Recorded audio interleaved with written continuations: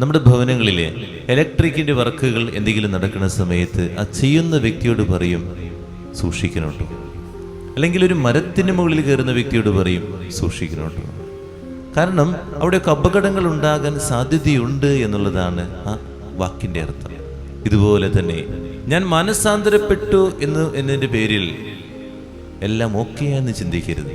കുമ്പസാരം കഴിഞ്ഞ് ഞാൻ ഓക്കെ, അവരോടൊക്കെ പറയുന്നത് ഈ വാക്ക് തന്നെയാണ്, സൂക്ഷിക്കണം. വെറുതെ ഇട്ട് കഴിഞ്ഞാൽ അശുദ്ധാത്മാവ് വീണ്ടും തിരിച്ചു വരുമെന്നുള്ളതാണ്. ഞാൻ മാനസാന്തരപ്പെട്ട് തിരിച്ചു നടന്നു, വേറൊന്നും ചെയ്യുന്നില്ല, അങ്ങനെയെങ്കിൽ ഓർക്കുക, തിരിച്ചുപോയ അശുദ്ധാത്മാവ് വീണ്ടും നമ്മിലേക്ക് തന്നെ തിരിച്ചു വരും എന്നുള്ളതാണ്.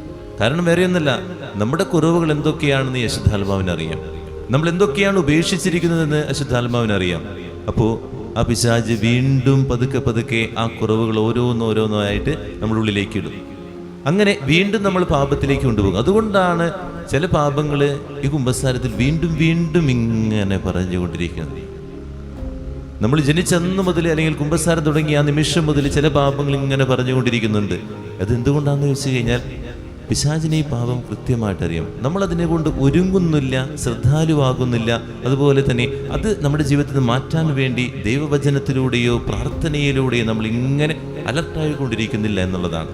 അങ്ങനെ ചെയ്യാതിരിക്കുമ്പോഴാണ് നമ്മൾ വീണ്ടു പോകുന്നത്. അതുകൊണ്ട് നമ്മുടെ ജീവിതത്തിൽ എപ്പോഴും നമ്മൾ ചിന്തിക്കുക, ഒരുങ്ങണം, എല്ലാ ദിവസവും ഇങ്ങനെ കെയർഫുൾ ആയിരിക്കണം. ആധ്യാത്മിക ജീവിതത്തിൽ ഒരു കെയർഫുൾ ആയിരിക്കണം എന്നുള്ളതാണ്.